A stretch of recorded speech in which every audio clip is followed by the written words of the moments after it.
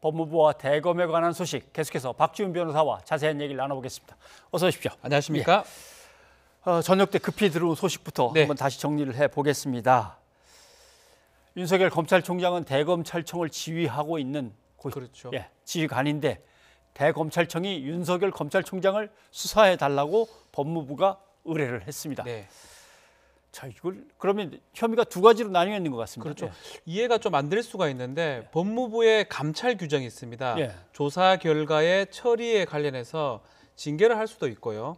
비위 혐의가 중하거나 형사 처벌이 가능하다면 수사 의뢰를 할 수가 있도록 되어 있습니다. 그 규정에 의해서 특히 어제 얘기했던 여러 가지 혐의 중에 특히 판사들의 사찰 부분에 대해서는 단순한 징계 사유를 넘어간다고 생각한 것 같습니다. 특히 지금 또 보도가 됐지만 자료를 공개를 했습니다. 윤석열 총장 측에서 이 정도니까 상식적으로 한번 판단해봐라라고 공개를 했기 때문에 사찰이라고 할 수 있냐? 이게 사찰인지 아닌지 국민들이 한번 판단해봐라면서 지금 공개를 했기 때문에 그 공개됨과 동시에 우리는 맞다라고 생각이 들어서 법무부 장관은 이거에 대해서 직권남용 권리행사 방해죄 또 시민단체에서는 직무유기죄 등등을 지금 고발한 상태입니다.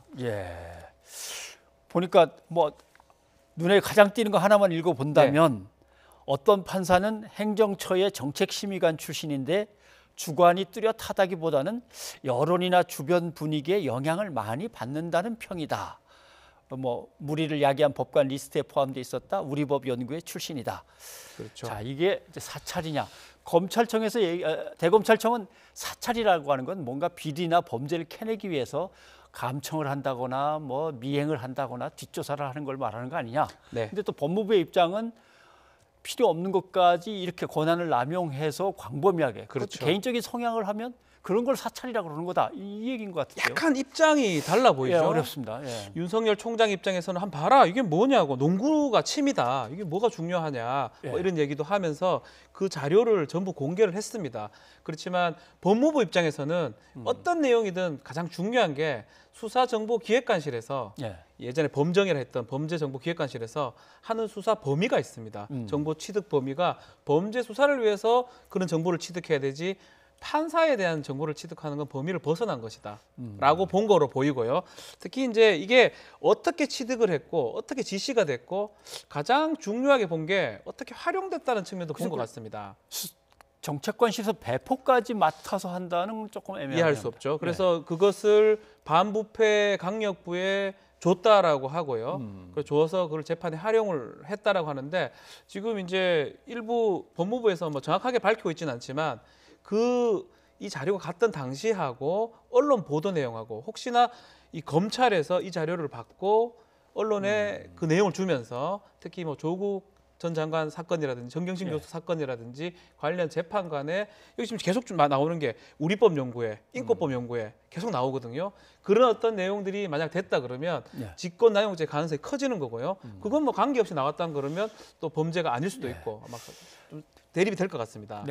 지금 대검찰청에서는 지금 차장이 권한 대행으로 지금 이제 대신 하고 있는데 이제 자기 윗사람에 대한 수사 의뢰서가 딱 왔습니다. 이렇게 되면 이게 바로 배당을 할 수 있을까요? 사상 초유입니다. 뭐 계속 얘기를 하지만 헌정사상 초유고 그렇지만 이 범죄 사실을 확인하는 거는 저는 어렵지 않다고 생각이 됩니다. 지금 계속 말한 것처럼 이거에 대한 판단 부분이 첫 번째고요. 이게 사찰이냐 아니냐 판단은 첫 번째고 어떻게 시작됐고 어떻게 활용됐느냐까지 그걸 살펴보면 사실 범죄인지 아닌지 직권남용죄 의무 없는 일을 시키면 직권남용죄가 되는 겁니다. 그냥 재미삼아 이걸 얻은 거라면 괜찮지만 그걸 갖고 활용을 하거나 했다 그러면 범죄가 될 가능성이 크기 때문에 조남관 차장 입장에서는 부담스럽겠지만 아마 우선적으로 수사는 개시를 할 거로 저는 생각이 듭니다. 그게 중앙법원에서 할지 그건 뭐 알 수가 없지만 아마 중앙지법에서 그것을 좀 담당하지 않을까 생각이 듭니다.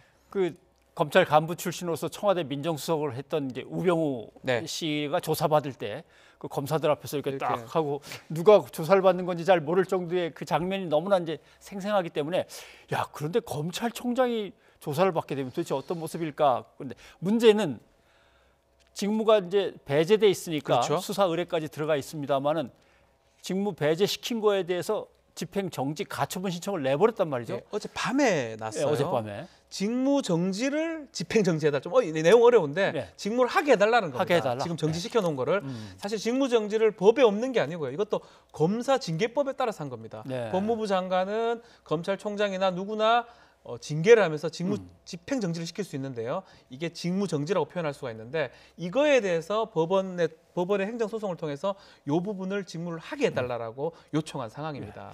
대검찰청의 검찰총장 일을 못하게 법무부가 저러는데 그걸 풀어달라. 하게 해달라. 예. 이 재판인데. 근데 법원에서 받아들여가지고 좀 심한 것 같은데 다시 검찰총장 일을 하시오 그러면 돌아가면 자기 수사 의뢰서가 자기 손에 들어오는 거네요. 이상하죠. 그리고 이제 시간이 조금 애매합니다. 12월 2일 날 징계위원회가 열려 있어요. 예. 징계위원회는 뭐 좀 전 리포트에 나왔지만 조금 중한 징계가 예상이 됩니다. 추미애 예. 장관 측이 봤을 때는 뭐 그렇다고 봤을 때 12월 2일이 다음 주 수요일인데요. 네. 월화 중에 재판이 열릴 가능성이 높습니다. 허허. 그래 열려야지만 의미가 있고요. 예. 수요일 날 열리게 되면 수요일 4시 이후에 열리게 되면 그 법원 판결이 아무런 의미가 없어집니다. 그렇다면 월화 중에 열려서 법원이 판단할 건데 두 가지겠죠. 네. 인용을 하게 되면 직무를 하라는 거고요. 예. 기각을 하게 되면 직무를 하지 말라는 건데 인용해봤자 그 다음 날 징계받으러 가야 됩니다. 예. 또 징계받아서 만약 해임이나 뭐 정직이나 중한 결정이 나면 또 다시 또 직무집행이 정지가 됩니다. 또 들어가고. 예. 그렇기 때문에 어쨌든 간에 오랫동안 좀 직무를 할 수 있는 상황은 아니다 이렇게 보입니다. 예. 근데 본안 소송까지 오늘 다 그냥 한꺼번에 네. 처리를 했더라고요. 그럼 가처분 신청 내고 바로 본안 소송 들어가고 네. 이렇게 서두르는 게 맞는 건가요? 아마 가처분이 제일 빨리 본 것 같아요. 아마 바로 징계위원회 열 거를 이제 예상을 하고 가처분도 넣고 본안은 가처분 넣으면서 조건이기 때문에 넣은 걸로 보이고요. 나중에 이제 징계위원회 결정이 나면 그 부분에 대해서도 행정소송을 제기할 것으로 보입니다. 예. 어렵습니다. 어렵습니다. 예. 자, 근데 조목조목 이제 반박을 합니다. 그렇게까지 생각할 게 아니라고 이제 윤 총장 측에서는 반박을 하는데 그 조목조목 반박한 것들을 한번 좀 비교를 해보긴 해야 될 것 같습니다. 전문가가 좀 해주셔야 될 것 같습니다. 가장 중요한 내용 중에 하나가 판사의 정보를 수집했다라는 부분입니다.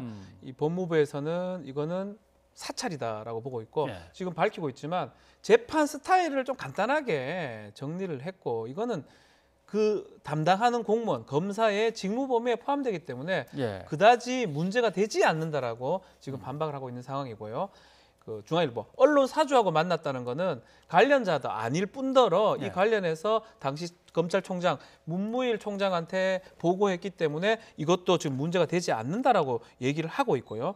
뭐 주요 대선 후보로 좀 거론되고 있고 이런 부분도 본인이 좀 원하는 것보다는 정치적 중립 부분입니다. 네. 다른 언론이나 오히려 추미애 장관이 이걸 좀 만드는 거 아니냐라고 이제 반박을 하고 있는 상황이고 법무부 감찰 불응 역시 감찰 자체가 절차 자체가 부적절하기 때문에 그 법무부의 감찰을 따를 수 없었던 거고요. 그래서 대면 조사를 받을 수 없었다라고 하고 마지막에 이 감찰을 방해했던 부분입니다. 채널A나 한명숙 전 총리 방해 부분은 본인은 자신의 권한이기 때문에 적법한 절차에 따라서 진행한 것이다. 이렇게 반박하고 있습니다. 내가 판단에는 감찰을 이런 식으로 하는 게 맞다고 생각하니까 뭐 이렇게 된 것 같고 그래서 이제 무리야기한 법관에 이제 리스트에 들어있는 사람 안 들어있는 사람 이런 것들이 들어가 있었기 때문에 대표적인 분이죠. 네. 1호 판사입니다. 무리야기 법관 리스트에 올라간 서기호 판사가 판사. 오늘 한 얘기가 있는데 한번 잠깐 좀 들어보죠. 네.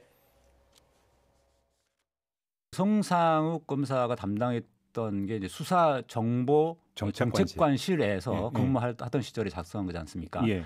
근데 이 수사 정보 정책관실이라고 하는 것은 이름 그대로 수사에 관한 정보를 수집하는 곳이거든요. 그 사건을 담당하게 될 재판부의 판사의 신상 정보는 수사 정보 전혀 아니죠. 그렇기 때문에 직무 범위와 완전히 벗어난 거고요.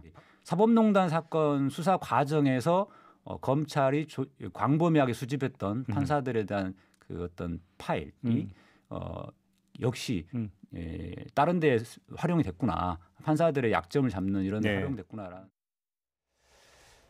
자, 검사들의 반응은 이제 두 가지로 갈라집니다. 대부분은 어떻게 이럴 수가 있느냐라고 하는 의견이고 이문정 검사 같은 경우는 검찰은 개혁의 대상이다. 검찰은 지고 있는 중이다. 검찰의 시대가 저물고 있다. 받아들이자 이런 얘기인 것 같고요. 일단 이 중에 하나를 좀 봐야 되는 게 위법하다, 부당하다 이런 얘기를 많이 하고 있어요. 일선 검사들이. 근데 하나 확실한 건 위법하진 않습니다. 모든 공무원은 잘못하면 비위 사실이 있으면 징계를 할 수가 있고요. 예. 검사는 특별하게 검사 징계법에 따라서 징계가 진행되고 있고 지금 모든 절차가 다 검사 징계법에 따라서 한 거기 때문에 그걸 예. 위법이라고 말할 수는 없고 절차는 문제가 없습니다. 예. 다만 그 과정에 부당한 부분을 이제 얘기를 하는 거고요. 한 가지 좀 검찰이 일선 검사들이 얘기하지 않는 부분이 윤석열 총장이 조사에 응하지 않았던 부분들이 있습니다. 아, 예. 그게 직무집행 정지에 아마 주된 원인이 됐을 걸로 보이는데 네. 또 감찰이 빨리 또 징계가 빨리 청구됐던 원인으로 보이는데 막 그 부분에 대해서는 사실은 뭐 이거는 저는 내용은 잘 모르지만 예. 어쨌든 간에 윤석열 총장의 좀 부족한 부분도 있었지 않을까. 그 부분도 검사들이 좀 봐야 되는데 그 부분은 전혀 지적을 하지 않고 있는 게 좀 이상한 부분입니다. 알겠습니다. 일단은 법원이 가처분 신청을 받아들이냐를 한번 보고 그다음에 열릴 징계위원회를 봐야 되겠군요. 예. 오늘 고맙습니다. 수고하셨습니다. 감사합니다.